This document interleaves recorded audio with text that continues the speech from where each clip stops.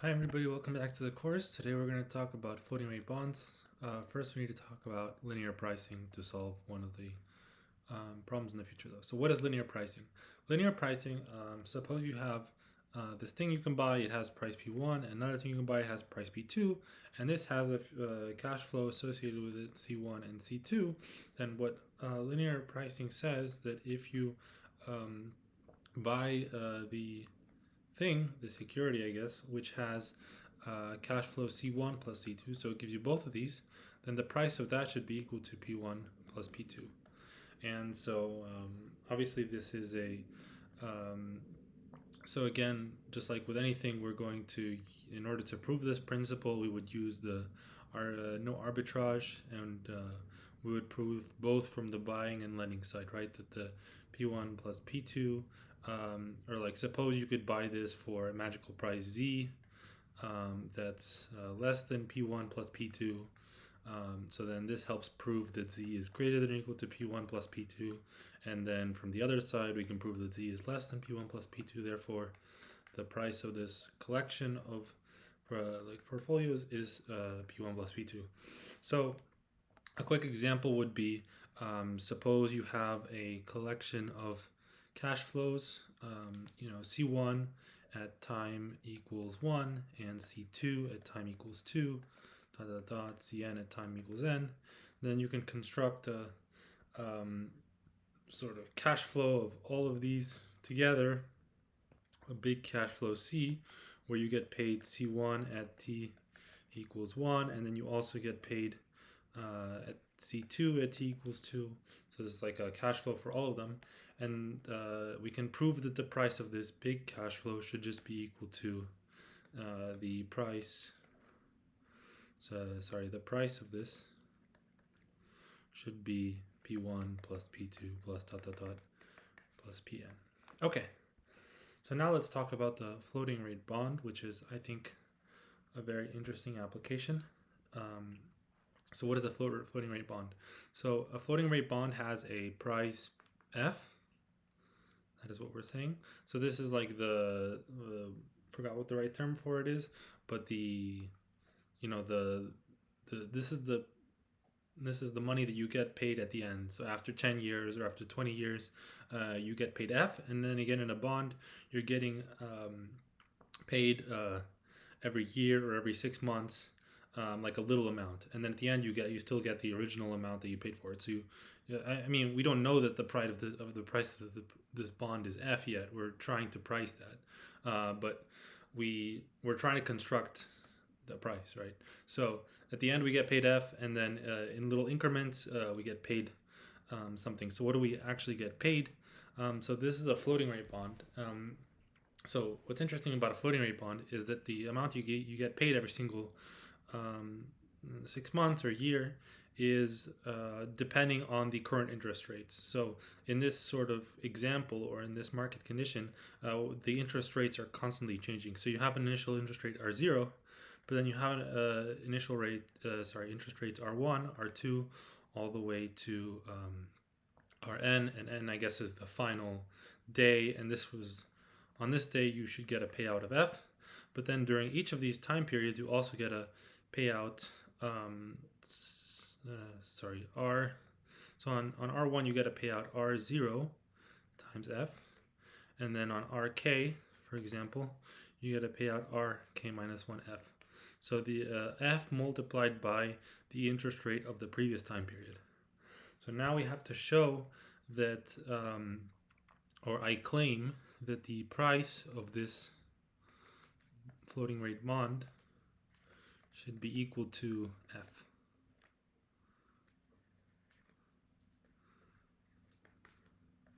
Or at least the price that we pay in the very beginning for this portfolio. So this is kind of interesting. So we get paid F at the end anyway, and then we're getting paid little increments in the beginning here. But what we should pay for this whole thing, well, money has value, right? So if you lend money, if you lend F right now, you're getting more of it, based on the interest rate at which you lend it at. So you get F, but then, so you're paying F, and then obviously you end up with a little bit more than F, but that's just because of the time value of money. Okay, so In order to solve this problem, we're going to use linear pricing. So we have several cash flows here. We have the cash flow at the end, which is F. Okay, so that's the final cash flow F. And then we also have cash flows during each of these steps.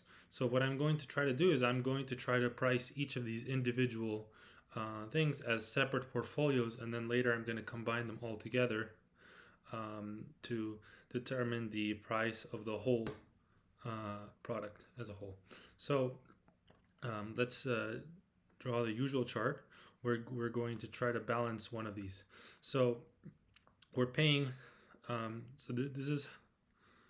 This is what we're paying for. So at time t equals k, we're getting paid rk minus 1 times f. And then we're paying for this, we're paying some minus p. Okay, so then here's what we're going to do. We're going to borrow some mysterious quantity alpha at the current interest rate, which is R0. And we also have to specify how many time periods. So for k minus 1 time periods. So what does this mean? This means that at this step, we gain here, I guess this is minus p, we gain alpha $, okay? And then later, here at t equals k minus 1, we have to pay it back. So it's minus alpha times, and we have to pay back more because we borrowed it at R0, which is the interest rate at time 0.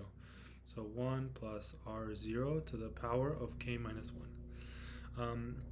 At the same time, we're going to lend alpha, the same number, at R0, at time 0, for k time periods. So we're going to lend, so we're going to lose alpha, okay? And then, so here we would have to, so we lent it here, we lost alpha, and then here we get an injection of cash back. So this will be alpha times 1 plus R0 to the k. Okay, finally, in order to sort of get this, we're going to do, I basically, I want to cancel out this payment here. So what we're going to do is exactly on this time period, I'm also going to decide in the future to lend, we're going to borrow this exact amount. Alpha times 1 plus R0, okay, to the power of k minus 1. We're going to borrow that amount. So here we borrowed it, and we get at this time period, there we go, at the time k, and then we're going to pay it back here, and this is where the floating interest rate comes in. 1 plus R0 k minus 1 times 1 plus RK. There's our floating interest rate, RK. Okay, so now these two cancel out. Okay, and we end up with this. The cash flow for this whole product is this. So CK, which is the only cash flow, I guess, for times in the future, is equal to RK minus 1 times F. And then let me just get it correct. So we got this much, and then we lent this much. So now we have to, we get it back. So plus alpha times 1 plus RO to the k. And then here we borrowed it, so we have to pay back. Minus alpha 1 plus R0 to the k minus 1. 1 plus R to the k. Okay, so now we're going to collect terms, notably this RK. So I should also say it's not RK, it's RK minus 1. Made a mistake there. Okay, that's correct. So we're going to collect by this RK minus 1, and we end up with F here from here. That's where the F comes from. And then from here. So minus alpha 1 plus R0 to the k minus 1. Okay, And then we have the rest of this, which is minus alpha 1 plus r0 to the k minus 1 comes from here. Okay, and then we're going to do plus alpha 1 plus r0 to the k. Okay, so now the interesting thing about this is if we choose this alpha such that this term here is 0, then this will be rk minus 1 times something that's 0, and there's no rk minus 1 here. So then the cash flow becomes something that's, the cash flow at time k becomes something that's completely independent of rk minus 1, which is definitely weird. So if we choose, again, the alpha was a variable in the beginning, which was a variable to determine how much we should actually borrow, the right amount to borrow, whatever that means.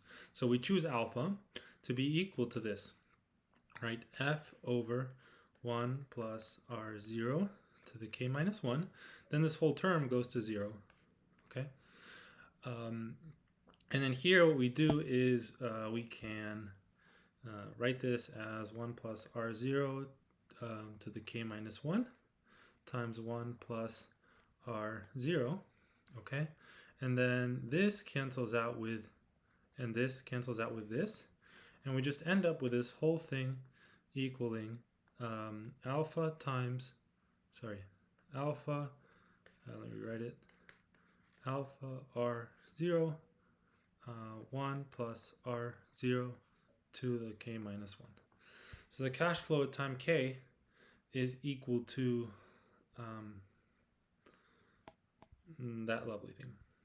Okay. So I think then, so we can write this from this definition of how we chose alpha. We can write f as alpha times 1 plus ro to the k minus 1. Therefore, plugging this into here, we get that this is just equal to f times ro, okay? So the cash flow that we received at time ck is just equal to this f times ro, okay? So now what's the price of this bond or thing? Well, we lent A, we borrowed, so we borrowed alpha, then we lent minus alpha, so that's fine. Well, okay, actually, we know that this is the only future cash flow, right? Therefore, we can price our product as f times ro divided by 1 plus ro to the power of k, right? Because of the time value of money, or whatever. Yeah. So this is the cash flow. Okay. So then, now we've found a way to price one of these individual r to the k minus 1 times f. Now, how do we price the entire thing? So the cash flow, the big C, okay, so here's big C, of all the individual cash flows, is just, well, we get a big cash flow at the end, which is f, we get our f back because it's a bond. And then in between, the summation k equals 1 to n, it's just this, right? F ro divided by 1 plus ro to the power of k, right? Okay, so then we can take this FRO out of here and then just end up with a summation 1 over 1 plus ro to the k, and this is just a geometric series.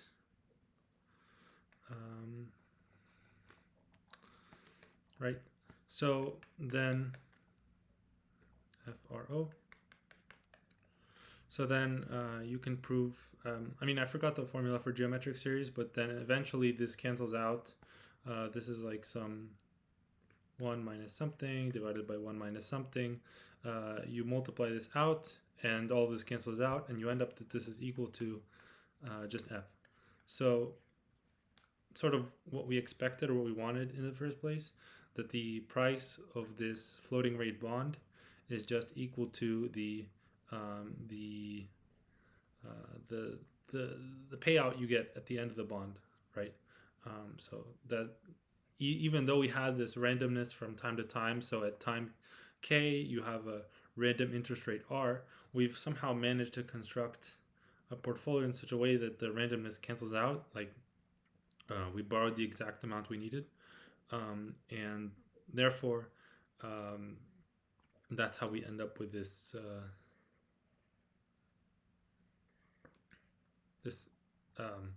yeah, so the price of the variable rate bond is f. Okay, great. Thank you so much. See you next time.